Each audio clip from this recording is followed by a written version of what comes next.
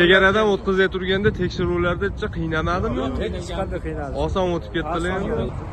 Assalomu alaykum azizlar, vatandoshlar, kuzatuvchilar. Bugungi Moskvadan Toshkentga chiqib ketayotgan avtobusimizni obzor qilib beramiz qisqachagina. Bu ekranda ko'rinib turgan avtobus hozirgina Toshkentdan Moskvaga kirib, obratno chiqib ketgani tayyorlanyapti. Akalarimiz O'zbekistondan kirib kelishdi. Ko'pchilikdan keladigan savollar, mana yetib kelgan odamlardan video qilib chiqaring dedilar. Mana endi chiqaramiz azizlar.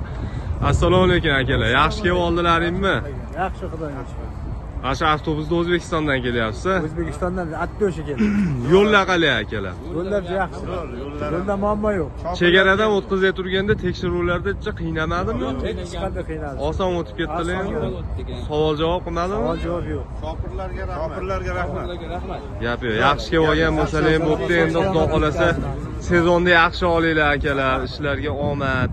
Sog' bo'linglar aka. Sog' bo'ling, salomat. Chempion bo'lib. Mana azizlar ko'rib turganlaringdek tamojilarda ham osongina qiynalmasdan o'tib keldik, tezda deyapti. Mabodo reysdan birortani tushirib qoldimi, deport qilmadimi hech kimni? Yo'q.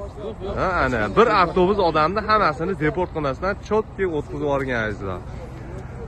Avtobus xizmatlaridan foydalanmoqchi bo'lganlar bemalol shu ekranlarda qoldirilgan raqamlarga aloqa chiqarasizlar. Bizning yo'nalishlarimiz Sankt-Peterburg, Moskva shaharlaridan O'zbekistonga deyarli har doim amalga oshiriladi.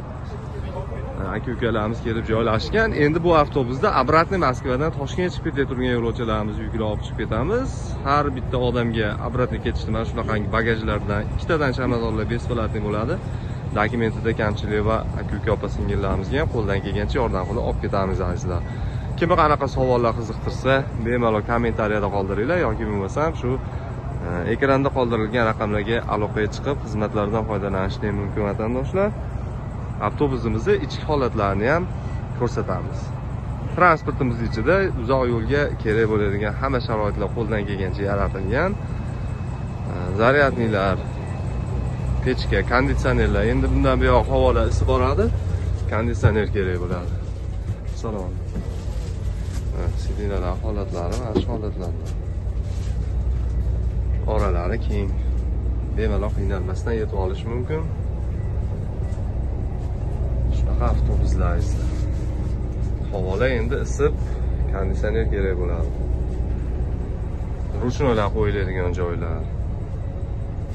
Remellar. Xullas hamma narsasi, mana ikkitadan monitorlar, hamma narsasi ishlaydi vatandoshlar. Kanalga podpiska bo'lmaganlar обязательно podpisatsiya bo'lib qo'yinglar azizlar. Bizni kuzatib boringlar. Yo'llar haqida dolzarb, qiziqarli, kerakli ma'lumotlarni har doim shu kanalimizga joylab boramiz. Sog' bo'linglar, salomat bo'linglar.